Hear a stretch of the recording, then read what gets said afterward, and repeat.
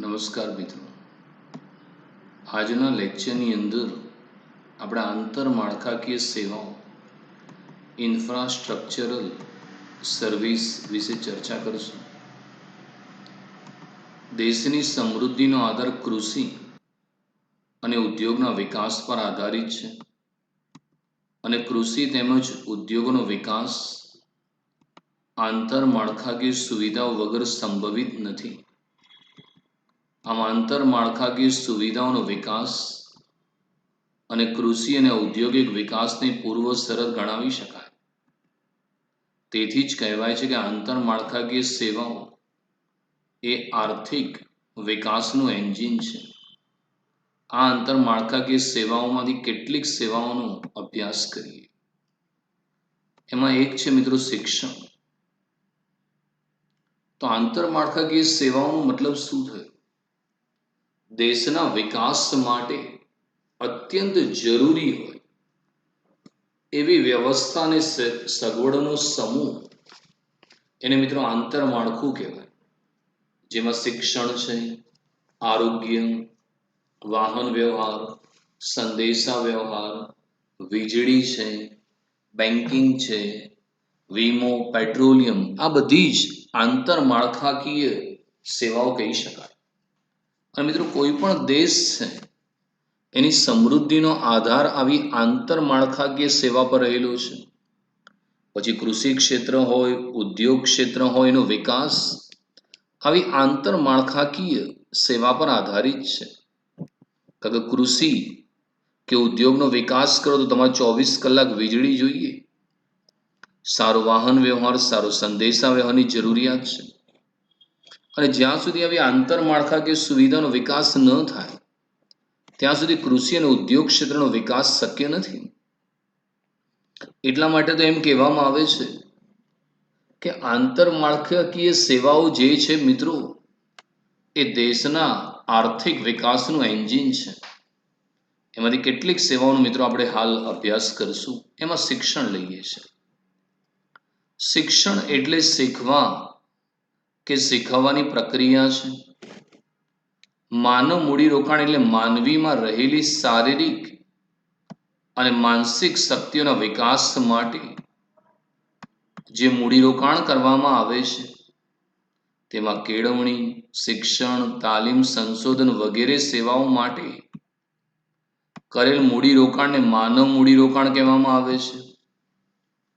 માનવ મૂડીરોકાણના મહત્વ વિશે professor marshal લખે છે કે પ્રત્યેક પેઢી તેમના પુરોગામી પાસેથી વિચારોના જે વારસો મેળવે છે તે જ ખરો વારસો છે.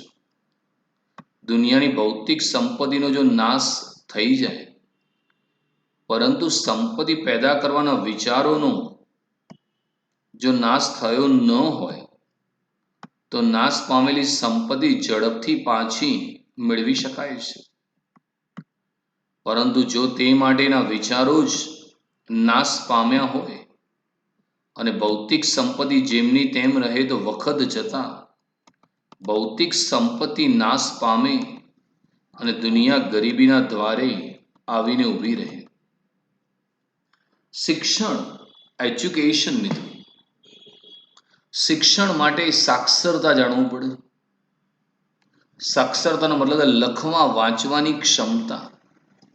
Literacy means ability to read and write. તો શિક્ષણ એ શીખવા કે શીખવવાની પ્રક્રિયા છે. કોઈ પણ માનવી છે એની જો શારીરિક અને માનસિક શક્તિઓનો વિકાસ કરવા માટે જો માનવ મૂડીરોકાણ કરવામાં આવે તો એ દેશના વિકાસ માટે અત્યંત જરૂરી બાબત છે. દેશના વિકાસ માટે સારું શિક્ષણ, સારી તાલીમ, સારા સંશોધનની જરૂરિયાત છે, જેને માનવ મૂડી કહે છે. માનવ મૂડીનો ખ્યાલ જે છે એ પ્રોફેસર માર્શલ દ્વારા આપવામાં આવ્યું. પ્રોફેસર માર્શલ એમ સ્પષ્ટ માને છે કે જો 1% માનવ મૂડીરોકાણ વધારવામાં આવે, આંતરમાળખાકીય સેવાઓ વધારવામાં આવે તો દેશની રાષ્ટ્રીય આવક પણ 1% વધી શકે. અને દરેક વ્યક્તિ કે પેઢી છે એને જે વિચારોનો વારસો મળે છે, મિત્રો તમે જે વિચારો છો ને એનો વારસો તમારા બાપ દાદાઓ પાસેથી તમને મળેલો છે. અને એ જ તમારો ખરો વારસો છે. તમારા સંસ્કાર, તમારા માતા પિતાની વાતો, તમારા દાદા દાદીની વાતો એ ખરેખર તમારો રિયલમાં વારસો છે. અને મિત્રો તમારી ભૌતિક સંપત્તિ નાશ પામે, ઘર બાર તમારું જતું રહે, એ ભૌતિક સંપત્તિનો નાશ થયો. તે કોઈ બહુ મોટી અગત્યની વાત નથી. પરંતુ જો તમારી જોડે વિચારવાની શક્તિ હશે ને તો તમે ભૌતિક સંપત્તિ ફરી એકવાર પ્રાપ્ત કરી શકશો. પરંતુ જો તમારી જોડે વિચારવાની શક્તિ જ મરી પરવારી હશે ને તો પછી તમે આ ભૌતિક સંપત્તિ ફરીથી પ્રાપ્ત નથી કરી શકતા. એટલે તમારી જો વિચારવાની શક્તિ હોવી જોઈએ. અને જેટલું મિત્રો તમે વિચારો છો એનાથી તમે અનેક ગણી સંપત્તિ પેદા કરી શકો. અગાઉ તમે જોયું હોય કે ભારતમાં જે રાજા મહારાજાઓ હતા, આજે એમના જે વારસદારો છે એમને કોઈ મોટી મોટી કંપનીઓ કે ઉદ્યોગો નાખ્યા નથી. ઉપરથી એમની ભૌતિક સંપત્તિ ઘટતી ગઈ. આજે તમે જો મહેલો પણ એ લોકો ભાડે આપવા પડ્યા છે, કારણ કે વિચારવાની શક્તિ નાશ પામી. જ્યારે મુકેશ અંબાણી એક સામાન્ય ફેમિલીમાંથી આવે છે, જેના પિતા એક પેટ્રોલ પંપ પર નોકરી કરતા હતા, પણ એની જોડે વિચારવાની શક્તિ હતી, તો એને કારણે આજે દુનિયાના રિચેસ્ટ પર્સનમાં એનું નામ આવે છે. એટલે હંમેશા તમારે જો વિચારવાની શક્તિ હોવી જોઈએ, વિચારોનો કદી નાશ ના થવો જોઈએ. જો તમારી જોડે ભૌતિક સંપત્તિ જેમની તેમ રહે તો વખત જતા ભૌતિક સંપત્તિ નાશ પામે અને દુનિયા ગરીબીના દ્વારે આવી શકે. એટલે માનવીએ હંમેશા મિત્રો સતત શિક્ષણ, સતત તાલીમ લેવું જોઈએ, નવું નવું વિચારતા રહેવું જોઈએ, જેથી માનવી ઝડપથી પોતાનો વિકાસ કરી શકે. આ સંદર્ભમાં શિક્ષણ, તાલીમ, સંશોધન, ટેકનોલોજી, જ્ઞાન અને કૌશલ્યની કક્ષા વિકાસને અસર કરે છે. આમ શિક્ષણ આર્થિક વિકાસને અસર કરતું સૌથી મહત્વનું પરિબળ ગણી શકાય. શિક્ષણ દ્વારા વ્યક્તિ વધુ જ્ઞાન મેળવે છે, જેથી તે ઊંચી કક્ષાની તકો માટે તે યોગ્ય બને છે. પરિણામે તેનું જીવન ધોરણ સુધરે છે. કોઈ પણ દેશની અંદર મિત્રો આર્થિક વિકાસ ઝડપી સાધવો છે તો એ દેશમાં શિક્ષણ, તાલીમ, સંશોધન, ટેકનોલોજી, જ્ઞાન, કૌશલ્ય જેવી બાબતોને અસર કરે છે. અને આઝાદી બાદ ભારતમાં શિક્ષણની સુવિધા વધતી ગઈ છે મિત્રો. સ્કૂલ, કોલેજ, યુનિવર્સિટીની સંખ્યા વધી, સાક્ષરતાનો દર વધ્યો છે, જેથી ભારતનો ઝડપી આર્થિક વિકાસ થઈ રહ્યો છે. કારણ કે મિત્રો વ્યક્તિ જેમ વધુ ને વધુ શિક્ષણ મેળવશે તેમ તેમ તેના માટે કમાવાની ઊંચી તકો રહેશે. તમે માત્ર બીકોમ કર્યું હોય એના કરતાં જો તમે સીએ ભણ્યા હો તો તમારું જ્ઞાન, નોલેજ વધ્યું તો તમારી પાસે ઊંચી તકો રહેશે, સારા પગાર, સારું પોતાનો વ્યવસાય વિકસાવવાની તકો રહેશે. અને જો એ સારી તકો તમને પ્રાપ્ત થશે તો તમારી આવક વધશે મિત્રો. અને આવક થતાં તમારું જીવન ધોરણ સુધરશે.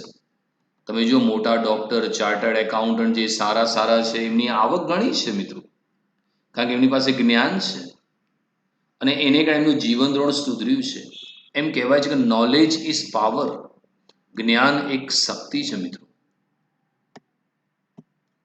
શિક્ષણ વ્યક્તિમાં વિચારોના આદાન પ્રદાનની શક્તિ તથા એક નવો આત્મવિશ્વાસ ઊભો કરે છે. કોઈ પણ શિક્ષણ છે મિત્રો એ વ્યક્તિની અંદર એક આત્મવિશ્વાસ પેદા કરે. તમે હાલ 12મું ધોરણ ભણો છો, હજી બીકોમ થશો, એમકોમ થશો કે એમબીએ થશો તો એનાથી તમારામાં કોન્ફિડન્સ આવશે. હાલ તમને કોઈ કહેશે ભાઈ નોકરી કરવી છે, તમે ના પાડશો, તમારો ડર હશે કે હું નહીં કરી શકું. પણ જેમ જેમ તમે શિક્ષણ મેળવશો તેમ તેમ તમારો કોન્ફિડન્સ લેવલ વધશે, તમારામાં વિચારવાની તાકાત વધશે મિત્રો. તમે નવું વિચાર કરવાની શક્તિ તમારી વધશે, જે તમારો વિકાસ ઝડપી બનાવશે. શિક્ષણ દ્વારા વ્યક્તિ પોતાના લાભદાયી હોય તેવા નિર્ણયો લઈ શકે છે. જેના દ્વારા તે જીવન જીવવાની સાનુકૂળ પરિસ્થિતિનું નિર્માણ કરી શકે છે. મિત્રો, સારું શિક્ષણ મેળવ્યું હોય તો વ્યક્તિ પોતાને લગતા લાભદાયી નિર્ણયો લઈ શકે છે. ઘણા નથી મિત્રો, ગ્રામીણ વિસ્તારમાં હોય પણ સારું શિક્ષણ લીધું હોય તે લોકો નિર્ણય લે કે ભાઈ હવે આ ગામ છોડીને હું મોટા શહેરમાં જઈશ અને નોકરી ધંધો કરીશ. તમે જુઓ, ઘણા બધા ગુજરાતી લોકો સારું શિક્ષણ મેળવ્યા પછી આજે મુંબઈમાં કે અમેરિકા કે કેનેડામાં સ્થાયી થઈ શક્યા, એમની આવક વધી અને આજે તમે એમનું જુઓ જીવન ધોરણ પણ ઊંચું આવ્યું. કારણ કે શિક્ષણ હોય ને તો જ તમે આ પ્રકારના નિર્ણયો લઈ શકો છો. શિક્ષણ દ્વારા સમાજના વિવિધ ક્ષેત્રોમાંથી મળતી વિકાસની અન્ય વિવિધ તકોનો ઉપયોગ કરવા માટે સક્ષમ બને છે. તો મિત્રો, જે વ્યક્તિ શિક્ષિત છે, સારું શિક્ષણ મેળવ્યું છે, એ વિવિધ ક્ષેત્રોમાં જે નવી નવી તકો છે એનો ઉપયોગ કરી શકે છે. તમે સારું શિક્ષણ મેળવો તો તમે ખેતી ક્ષેત્રમાં નવી ટેકનોલોજી અપનાવી શકો અને ખેતીનો વિકાસ ઝડપી કરી શકો. તમે સારું શિક્ષણ, તમે મેનેજમેન્ટનું નોલેજ લીધું હોય તો તમે તમારો પોતાનો ધંધાનું સરસ મજાનું મેનેજમેન્ટ કરી શકો. તમે ચાર્ટર્ડ એકાઉન્ટન્ટ થયા હોય તો તમે ઇન્કમ ટેક્સ, સેલ ટેક્સ, જીએસટીનું સરસ મજાનું આયોજન કરી શકો અને તમારી પાસે એક વિવિધ પ્રકારની તક રહેશે. મિત્રો, નવી તક તમે ઝડપી શકો. મિત્રો, બરોડા, સુરત, બેંગ્લોર, હૈદરાબાદની અંદર જે ચાર્ટર્ડ એકાઉન્ટન્ટો છે એ અમેરિકા, ઇંગ્લેન્ડ જેવા દેશોના એકાઉન્ટ ડોલર, પાઉન્ડમાં લખે છે. મિત્રો, જો મિત્રો કેવી તક કહેવાય. તમે ઇન્ડિયામાં છો, કંપની અમેરિકા કે ઇંગ્લેન્ડમાં છે, એ લોકો તમને હિસાબો ઈમેલ કરીને મોકલાવે અને તમે અહીંથી એના એકાઉન્ટ રેડી કરીને ત્યાં મોકલો. તો એક તક છે ને, જેથી તમે આ તકનો લાભ લઈ શકો છો.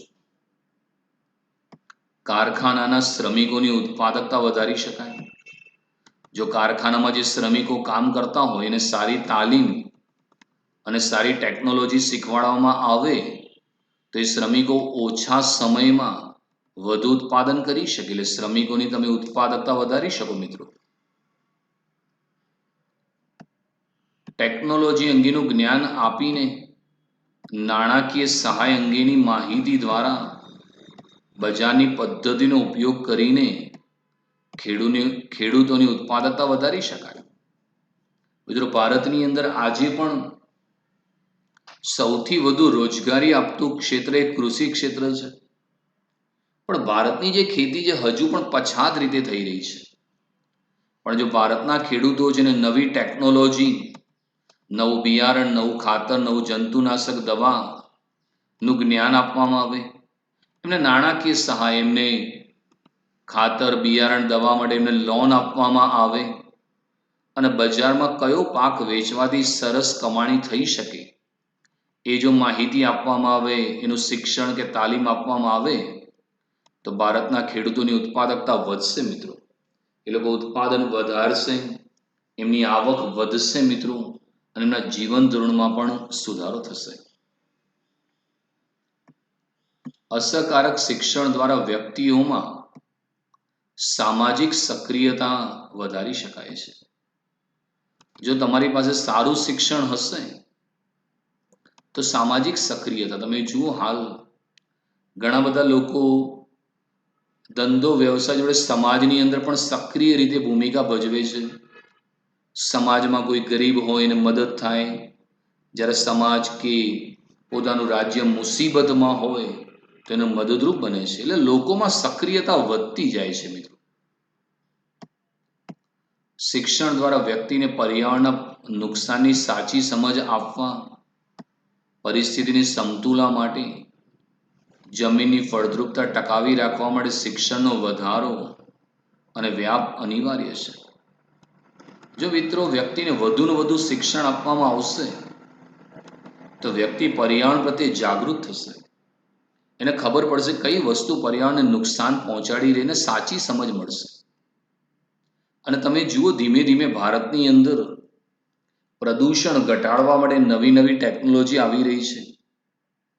પહેલા જે ફેક્ટરીઓ, ચીમનીઓ દ્વારા ધુમાડો હવામાં છોડતી હતી, હવે એ લોકો પણ ઇકો ફ્રેન્ડલી ટેકનોલોજી વાપરે છે અને એ ધુમાડાનો ફિલ્ટર કરીને હવામાં મૂકે છે. પહેલાં પેપર મિલો જે હતી, જે કાગળ બનાવતી હતી, એ વૃક્ષો કાપીને બનાવતી હતી. હાલ ભારતમાં કાગળ રિસાયકલ દ્વારા બને છે. એટલે જે કાગળ આપણે પસ્તીમાં વેચી દઈએ છીએ એ જ કાગળને ઓગાળીને નવી બનાવે છે. ઘણા બધા એ પોતાના કારખાનાની ભઠ્ઠી જે પેટ્રોલ ડીઝલથી ચાલતી હતી સીએનજી કરી દીધી. એટલે શિક્ષણનો વધારો થતાં પર્યાવરણના નુકસાન પ્રત્યે લોકો સજાગ બનશે. હાલ જમીનની ફળદ્રુપતા ટકાવી રાખવા માટે પણ જમીનના પોષક તત્વો નાઇટ્રોજન, પોટેશિયમ, ફોસ્ફરસ જેવું ખાતર નાખવામાં આવે છે. તો આ શિક્ષણ દ્વારા તમે જમીનની ફળદ્રુપતા ટકાવી શકશો, પર્યાવરણના નુકસાન અંગે સાચી સમજ સમાજને આપી શકશો. શિક્ષણ દ્વારા સ્વચ્છતા અને આરોગ્ય વિષયક સભાનતા લાવી શકાય. મિત્રો, જેમ જેમ ભારતમાં સાક્ષરતાનો દર વધ્યો છે તેમ તેમ લોકો સ્વચ્છતા તરફ જાગૃત થયા છે. હવે મિત્રો તમે જોજો, હવે લોકો કચરો ગમે તેમ નથી નાખતા, એ ડસ્ટબિનમાં નાખે છે અને લોકોમાં સભાનતા વધી છે. લોકો આરોગ્ય પ્રત્યે બી સભાન બન્યા છે. નાના બાળકને જરૂરી રસી નાનપણમાં જ આપી દેવામાં આવે છે. લોકોમાં સભાનતા આવી છે કે ભાઈ આ રસી લેવી પડશે, આ બીમારી હોય તો આ દવા લેવી પડશે. અને એને કારણે ભારતનું જે અપેક્ષિત આયુષ્ય છે એ વધ્યું છે અને બાળ મૃત્યુનું પ્રમાણ પણ ઘટ્યું છે. આમ શિક્ષણ દ્વારા કુશળ શ્રમિકો દેશના આર્થિક વિકાસમાં મહત્વનું યોગદાન આપી શકે, જે વિકસિત દેશોના વિકાસને જોતા કહી શકાય. આમ જે મિત્રો શિક્ષણ છે એનાથી દેશના કુશળ શ્રમિકો, કુશળનો મતલબ એ થયો કે જેની આવડત સારી હોય, જે વધુ ઉત્પાદકતાથી કામ કરે, કુશળ શ્રમિકો છે. કુશળ શ્રમિક હોય તો એ દેશના ઉત્પાદનમાં વધારો કરશે. ઉત્પાદન વધતા ભારતની રાષ્ટ્રીય આવક વધશે, જે દેશનો આર્થિક વિકાસ ઝડપી બનશે, જે વિકસિત દેશોના વિકાસને જોતા કહી શકાય. આજે અમેરિકા, ઇંગ્લેન્ડ જેવા દેશો વિકસિત છે કારણ કે એ દેશો જોડે સ્કિલફુલ વર્કર્સ છે, કુશળ શ્રમિકો છે. જો ભારતમાં પણ કુશળ અને એક્સપર્ટ શ્રમિકોની સંખ્યા વધશે મિત્રો, તો ભારત પણ ટૂંક સમયમાં વિકસિત દેશ બની જશે. હવે જાણીએ કે ભારતમાં શિક્ષણની વર્તમાન સ્થિતિ શું છે. આપણા દેશમાં શિક્ષણની સુવિધા સરકાર તેમજ ખાનગી ક્ષેત્ર દ્વારા પૂરી પાડવામાં આવે છે. ભારતમાં બાળકની ઉંમરને ધ્યાનમાં લઈને શિક્ષણના તબક્કાઓ નીચે પ્રમાણે છે. પ્રાથમિક શિક્ષણ ધોરણ 1 થી 5 ને પ્રાથમિકમાં લીધા. ઉચ્ચ પ્રાથમિક શિક્ષણ ધોરણ 6 થી 8, માધ્યમિક શિક્ષણ ધોરણ 9 થી 10, ઉચ્ચ માધ્યમિક શિક્ષણ ધોરણ 11 અને 12, કોલેજ કે જેથી ઉચ્ચ શિક્ષણ 12+, ઉપરાંત ધોરણ 8+ પછી ITI શિક્ષણ મેળવી વ્યવસાયિક કુશળતા મેળવી શકાય છે. આપણા બંધારણે 6 થી 14 વર્ષની વય સુધીના બાળકોને પ્રાથમિક શિક્ષણ મફત અને ફરજિયાત ધોરણે પ્રાપ્ત થવું જોઈએ. આ પ્રાથમિક શિક્ષણ મફત અને ફરજિયાત આપવાની જવાબદારી રાજ્ય સરકારોની છે તેવો આદેશ આપ્યો છે. આયોજન કાળ દરમિયાન શિશુ મંદિરથી શરૂ કરી ઉચ્ચ શિક્ષણ આપતી વિવિધ શૈક્ષણિક સંસ્થાઓની સ્થાપના, તેનો વિકાસ વિસ્તાર થયેલો જોવા મળે છે. તો ભારતની મિત્રો શિક્ષણની શું વર્તમાન સ્થિતિ છે? તો ભારત દેશમાં હાલ વર્તમાન સમય શિક્ષણ સરકારી ક્ષેત્ર દ્વારા અને ખાનગી ક્ષેત્ર દ્વારા પૂરું પાડવામાં આવે છે. અને ભારતમાં બાળકની જે ઉંમર છે એને આધારે શિક્ષણના જુદા જુદા તબક્કાઓ પાડવામાં આવ્યા છે. ધોરણ 1 થી 5 છે એને પ્રાથમિક શિક્ષણમાં લીધેલા છે. ધોરણ 6 થી 8 ને ઉચ્ચ પ્રાથમિક શિક્ષણમાં લીધા. 9 થી 10 એ માધ્યમિક શિક્ષણ છે. 11 થી 12 એ ઉચ્ચ માધ્યમિક છે. 12+ એ કોલેજ કે ઉચ્ચ શિક્ષણ છે. અને હાલ 8મા પછી પણ ITI માં શિક્ષણ મેળવી શકાય છે. તો ભારત સરકારે શિક્ષણ માટે અલગ અલગ સ્તર નક્કી કર્યા. 1 થી 5 પ્રાથમિકમાં લીધા, 6 થી 8 ઉચ્ચ પ્રાથમિક, ધોરણ 9 અને 10 માધ્યમિકમાં, 11મું 12મું ઉચ્ચ માધ્યમિક, 12+ કોલેજ અને ઉચ્ચ શિક્ષણ. આ ઉપરાંત ભારતમાં વ્યવસાયિક શિક્ષણ વધે એ માટે સરકારે હવે 8મા ધોરણ પછી ITI ઇન્ડસ્ટ્રીયલ ટ્રેનિંગ ઇન્સ્ટિટ્યૂટમાં તમે એડમિશન લઈને તમારી વ્યવસાયિક કુશળતા વધારી શકો છો.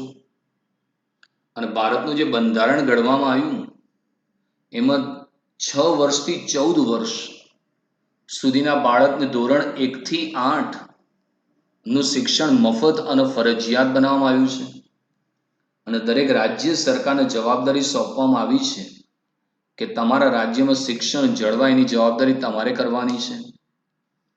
આમ ભારતની અંદર આયોજન કાળથી શિશુ મંદિર મતલબ બાલ મંદિર જેને કહીએ છીએ ત્યાંથી ઉચ્ચ શિક્ષણ આપતી વિવિધ શૈક્ષણિક સંસ્થાઓની સ્થાપના, તેનો વિકાસ વિસ્તાર થયેલો જોવા મળે છે.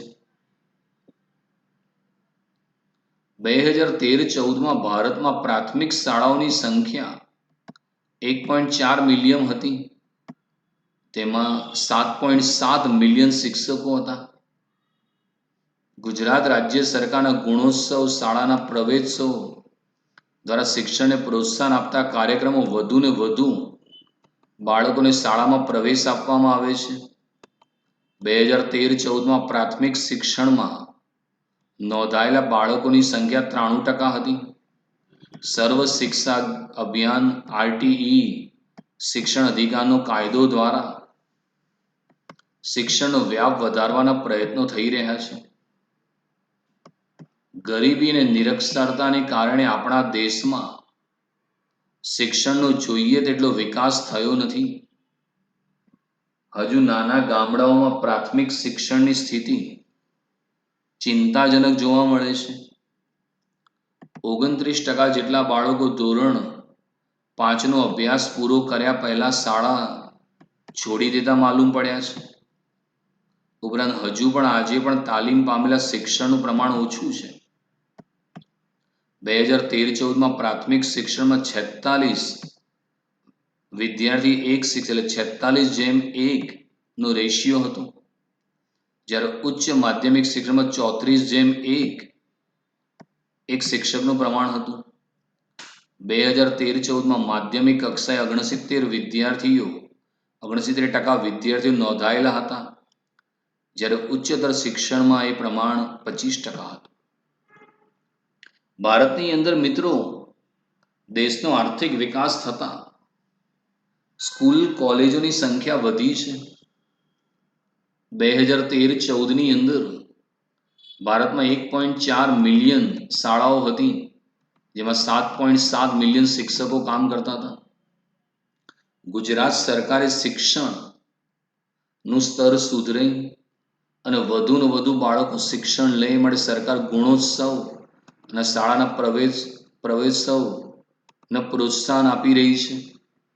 અને વધુને વધુ બાળકો શાળામાં પ્રવેશ મેળવે એમના માટે એમને પુસ્તકો પણ વિનામૂલ્યે આપવામાં આવે છે. શિક્ષણની સાથે ભોજન, એમને શિષ્યવૃત્તિ આપવામાં આવે છે. 2013-14માં પ્રાથમિક શિક્ષણમાં નોંધાયેલા બાળકોની સંખ્યા 93% હતી. હાલ દરેક ગામમાં સ્કૂલ બને એ માટે સર્વ શિક્ષા અભિયાન, બીજું રાઇટ ટુ એજ્યુકેશન એક્ટ દ્વારા સરકાર શિક્ષણનો વ્યાપ વધારી રહી છે. પરંતુ હજુ પણ મિત્રો ભારતમાં જે ગરીબી છે અને વ્યાપક નિરક્ષરતા છે એને કારણે શિક્ષણનો જે વિકાસ થવો જોઈએ થઈ શક્યો નથી.